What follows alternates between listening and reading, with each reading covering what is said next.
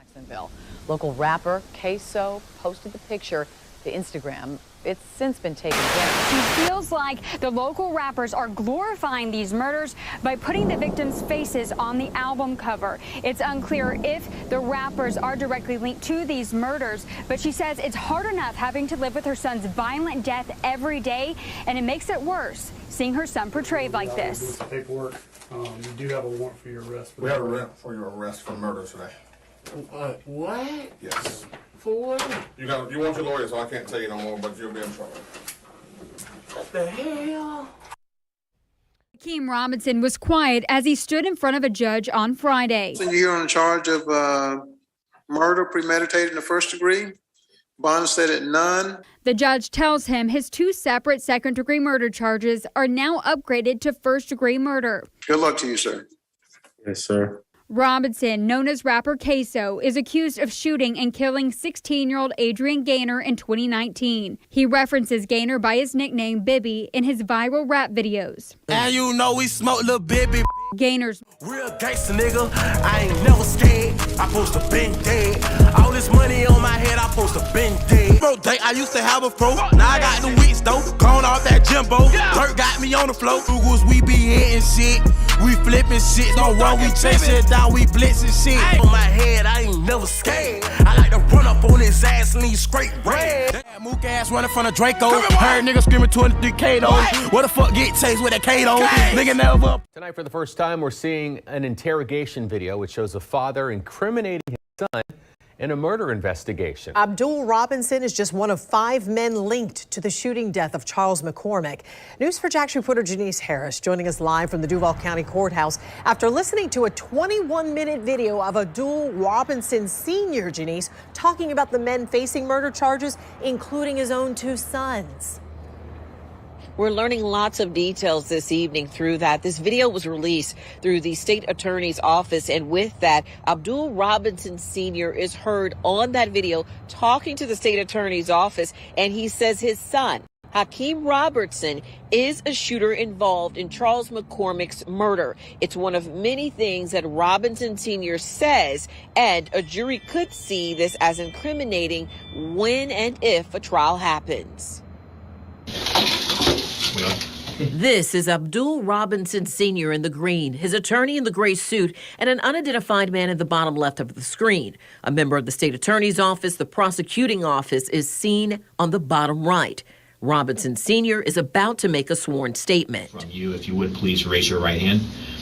Mr. Robinson, do you swear to tell the truth, the whole truth, and nothing but the truth? Yes, sir. Abdul Robinson Sr. has been identified by JSO as a local leader of a violent gang. January 15th, 2020, 23-year-old Charles McCormick was shot and killed in this community on Merle Road. JSO has arrested Dominique Barner, Hakeem Robinson, Leroy Whitaker, and Abdul Robinson Jr. for McCormick's murder. Robinson Sr. is facing accessory after the fact before this interrogation video. Go pick up Scotty. Robinson Sr. told the state attorney's office that his son, Hakeem Robinson, posted on Instagram an incriminating message after McCormick was murdered. Call it the story. It's on the story saying that kill get the toes done. And was that depicting Hakeem Robinson? Say what? Did that, you said it was on the story, was that like Instagram story? Yeah, Instagram story. And was that something that was posted by Hakeem Robinson? Yes, sir. When you saw that, were you upset? Yes, sir. Did you try and reach out and speak to Hakeem Robinson? Yes, sir. And when you spoke to him, what did you tell him? I told him he need to take down. Did he deny being involved when you told him to take that down? No. During questioning, Robinson Sr. tells the state he believes his son, Hakeem Robinson, is seen on dash cam at McCormick's murder scene. Now, as part of the discovery in this case, you've had an opportunity with your attorney to watch what I'll refer to as a dash cam video, a video that actually recorded the murder of Charles McCormick. Is that correct? Yes, sir. And you've watched that? Yes, sir. Did you recognize the shooter? Yes, sir. Who was the shooter in that video? Hakeem Robinson. your son, Hakeem Robinson? Yes, sir. Robinson's father also told prosecutors he thought his son, Hakeem Robinson, was the shooter based upon these sneakers the gunman is seen wearing and guns that he says his son has had before and after the shooting. Robinson Sr.'s court record showing his guilty plea. He could face up to 20 years in prison. Barner, Robinson Jr., Hakeem Robinson, and Whitaker are all awaiting trial for Charles McCormick's murder. Robinson is also charged in the 2020 death of Charles McCormick. Robinson's brother, Abdul Robinson Jr., and Leroy Whitaker are now also charged with first-degree murder in McCormick's death. So on the 10th and 11th, we're continuing the depositions of the two cooperating witnesses, Dominique Barner and Abdul Robinson Sr. We've started them. We already did an afternoon. Yo, what it is, people, we is back. Another day on Keep It G News. And they all we in Jacksonville, y'all. Jacksonville to talk about Ksoo, his father, and everything that they got going on, yo. I think this is probably one of the wildest situations I've ever seen in my life. When you actively have a father that was in the streets, more than likely his kids learned from him. You would think. Like father, like son. We been saying this before. And he is now testifying on his two sons. One of the sons is his junior. And I want to take y'all through a deposition here, y'all, where the father spoke to how he felt about this. You know, the state asked him some very specific questions, or maybe the government. I'm not sure if this state or federal. But the prosecutor asked him some very specific questions, and I want y'all to listen to his answer. But before we get there, because we're going to take a while to get there, yo, because there's a lot we need to talk about. And in them clips in the beginning, I played them for one particular reason. Because I wanted y'all to see how humble, you know, for the people that's still running the streets and still thinking murder is the way to go. I wanted y'all to see how Ksoo was once a buzzing rapper, talking about putting money on his head and killing people, and he bragged about it, real braggadocious. Even put the news videos of what they was alleging these boys was doing just before they got locked up in the video, basically like a smack in the face. And I want y'all to see how that changed once he went to court and he was at mercy of the judge. You know, whole demeanor switch. He wasn't as menacing as you know, as he once was when he was on the streets. And this is typical, you know, very typical. Now to me, I think when it comes down to the South, and I could be wrong, y'all, but I've never seen this many yes sirs, no sirs, yes ma'am, yes sirs in my life. You feel me? We don't do that in Maryland. I don't think we do it on the East Coast. You feel me? But I get it. You gotta have a certain level of respect for the judge, because at the end of the day, their life is in your hands. But I'm of the mind frame that it don't matter what you say, the judge is gonna do what they want to do. You can give them a damn sob story. You can write a book. If the judge want to sentence you to life, you're gonna get sentenced to life, and the state is gonna ask for the max all the time. So I just think it ain't no point, but some people might disagree. But before we get to all of that, like I said, I'm gonna take y'all through the deposition. I'm also gonna take y'all back to court, 'cause I want y'all to hear, especially for the people that stay on the streets, I want y'all to hear Ksoo in this bind that he found himself in while he's fighting this murder case, man, because this need to be highlighted, because I don't think most kids understand that. You know, they think they just gonna commit these crimes, kill this person, rob this person, do this, do that, you know, and it's gonna be no repercussions. And then once, if they ever get caught, it's just gonna be like, voila, you get a lawyer, you get a bail, you bail out, and you go home. That's not always the case, especially not when you're dealing with murders and attempt murders, and you understand, triple homicides and things like that, things that we're seeing more common today because of these firearms and, you know, the capacity of the rounds that these people got. But I don't want to put the cart before the horse. I want y'all to see just a little refresher of what Ksoo father, Abdul Sr., had to say about it. Did y'all discuss trying to figure out who was responsible? Yes, sir. Was Leroy Whitaker close to? Not really. What about Dominique Barner?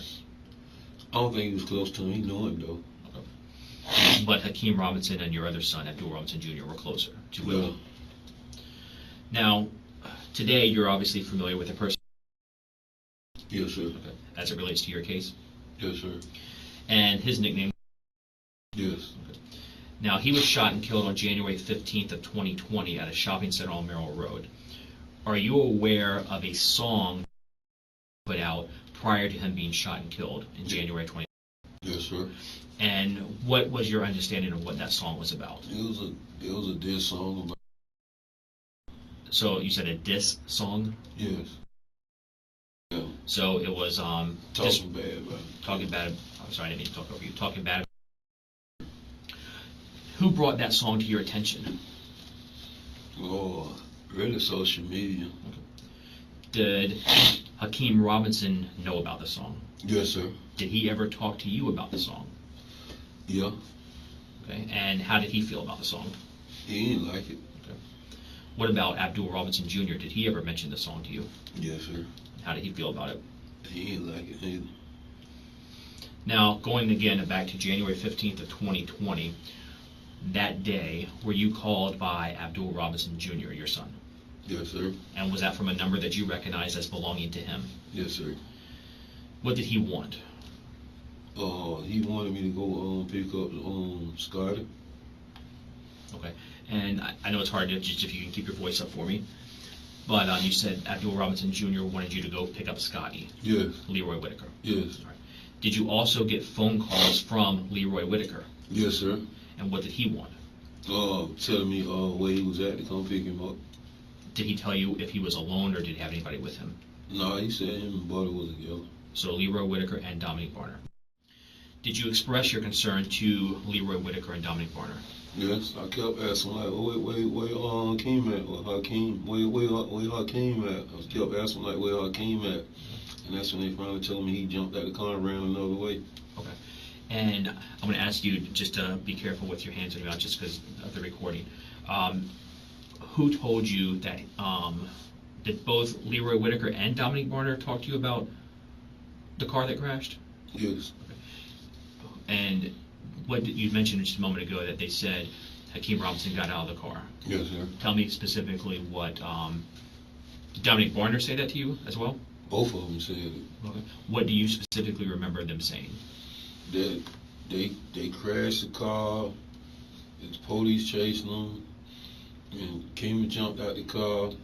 They went one way, he went another way. Did they say whether or not Hakeem Robinson, Keemy, had anything with him when he jumped out of the car? Yeah, they say he had a gun with him. Did Leroy Whitaker and Dominique Barner mention to you if anything had been left behind in the car after it crashed? Yep, they said they left a gun in the car behind. Okay. And did Leroy Whitaker and Dominique Barner tell you anything about what may have transpired or was going to transpire before the crash? Before the... Let me rephrase that. Before the car crashed, did Dominique Barner and Leroy Whitaker say anything about what someone in the car maybe was going to do as they fled from the police? Oh, yeah, shoot at the police. And who was going to specifically be the one shooting? Keem. And hearing all of that information, were you still concerned for? Yeah. Yeah, I was very much concerned. In addition to information, did you learn about being shot and killed? Yes, sir. And who told you that? Scotty explained to me that it was a guy that got shot. It was a little while back before this situation at a gas station that made the song. So Leroy Whitaker was explaining to you it was a person that had been shot once before? Yes, sir. And who shot him the time before? He did. Scotty? Scotty. And the reason was because of a song that he put out? Yes, sir. Right. And so when he told you that information, were you aware of who this person was? Yes, sir. Now, I don't know if he was questioned right after this incident or it took him some time to, fully cooperate, but you see he is fully cooperating. He is willing to solve cases that probably ain't even had to be talked about. Abdul Sr. is actively sending his kids to prison. Now, I think this is wild on multiple levels. I don't think as parents and children you should ever be doing crimes together. I think that's probably why this went down the way it did. Because that's not something you ever supposed to be affiliating with your father or your son. You understand? If I'm involved in crime, I'm not going to bring my father. I'm going to get my homeboys in. As a father, you shouldn't be involved in that either. Now, some people say that he was dragged into this. You know, he didn't actually know what was going on. And in that case, Ksoo and them was dead wrong if they brought their father into this. But to tell on your sons, you know, one of them is even your junior. Yo, that is different to me, y'all. That is different. And once y'all hear what he had to say about, is it worth his sons dying in prison or dying on the streets? Man, listen to him, man. So when you came to this decision to cooperate, did you understand the ramification for your two boys? Yeah. And what are those? What is your understanding of what this could possibly do to your sons? I mean, it could put them in prison for the rest of their life. You understand there's no other option, right? That the government hasn't offered them anything, and it's either life or win at trial, right? Do you understand that? Yes.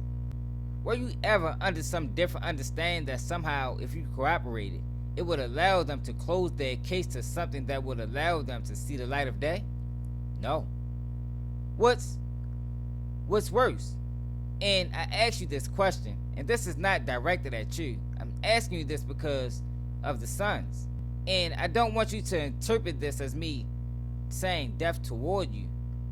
You've been in custody for a period of time in your life, right? Yes. You've also had a lot of experience. What's worse, a life in prison or premature death? In your opinion, what's worse? What do you mean, premature death?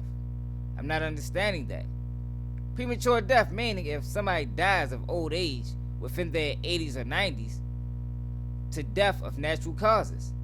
So what I'm asking for this is because basically your testimony could result in a life sentence for your boys.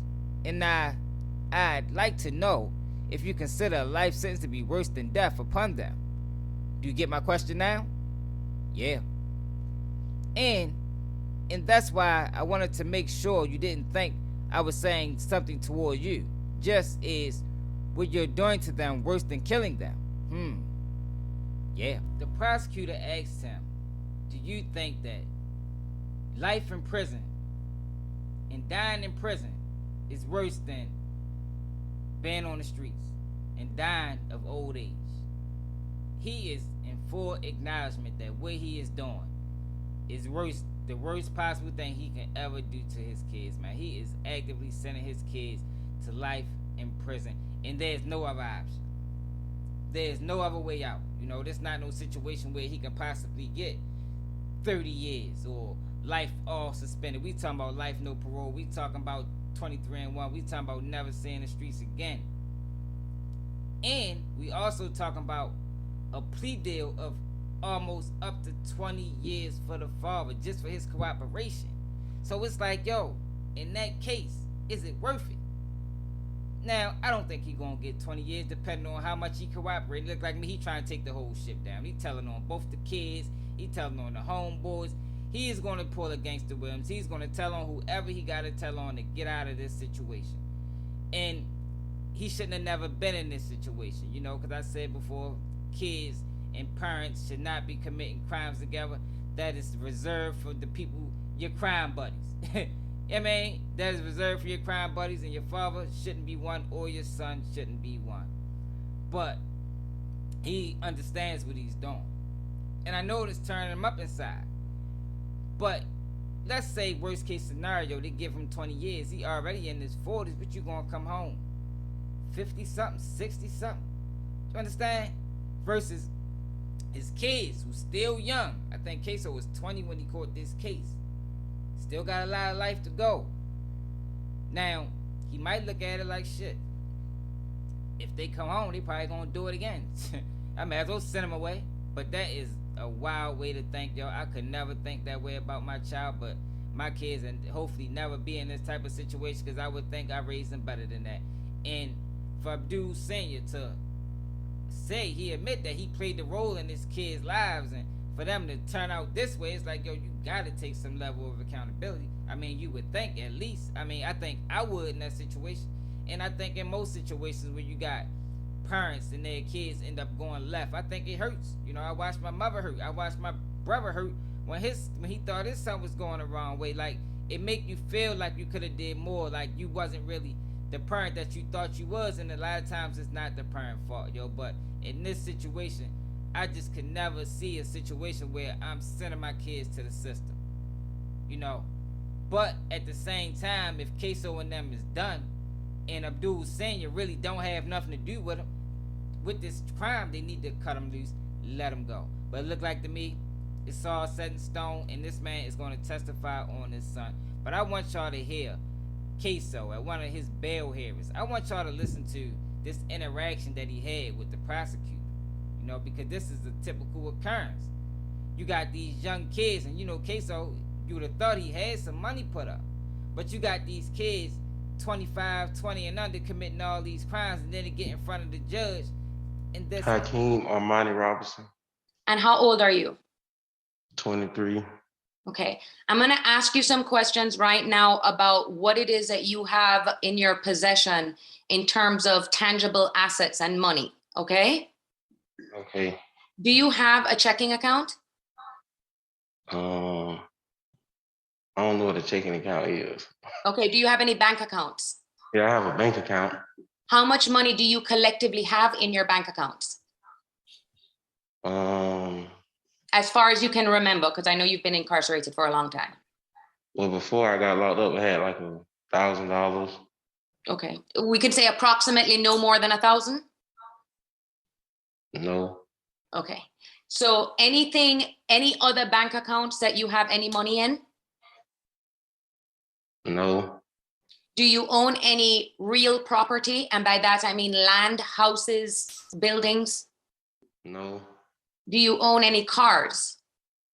Well, I had a car, but I don't own the car anymore. Okay, so you don't possess any cars right now. No. Okay. And I mean, I right now don't have any other. You don't own a boat, nothing else like that. No. Ms. Robinson? No. Okay. And so what we have established at this point is financially what you have in your possession is $1,000. Dang, that no more easy though. I didn't understand that. You can take off your mask if you need to. It's not there anymore either. Like I used it to order food in the jailhouse.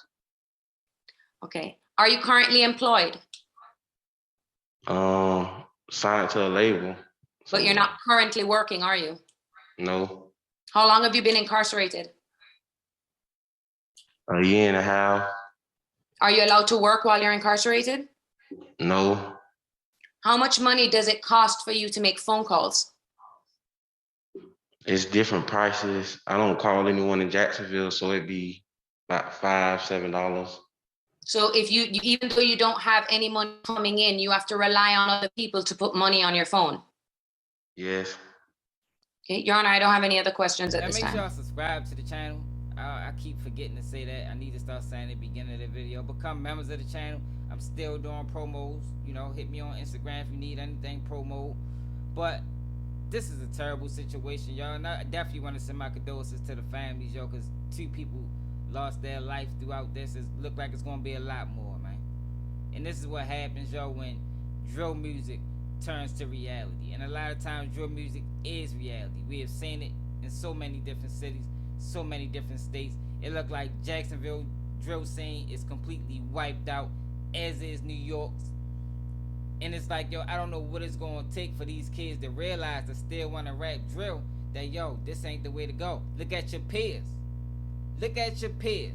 I did a live earlier and I said, yo, somebody need to do a video, yo, like a real detailed video about all the drill rappers that's either dead or in prison. I promise y'all the numbers will blow your mind. No Diddy. Straight up. But I don't know how y'all feel about it in the comments, yo. Cause y'all ever see a situation where you is testifying on your child? Even if your child put you in this situation, you didn't have no reason to be there. And if you listen to the judge, it looked like he talked himself into being a part of this case. He might wasn't even a part of the case at first. If you listen to that news broadcast and what she said, it's like by him cooperating, he talked himself into accessory after the fact. They probably didn't even know if he had anything to do with it. But on Ksoo end, and his brother in? Are they dead wrong for involving their father? Man, let me know in the comments, man. It's another day. Keep it G News. Nigga can't do what I do, y'all niggas can't copy me. Let's keep shit G. Let's keep shit G. Let's keep the shit G. Let's keep shit G. Let's keep shit G.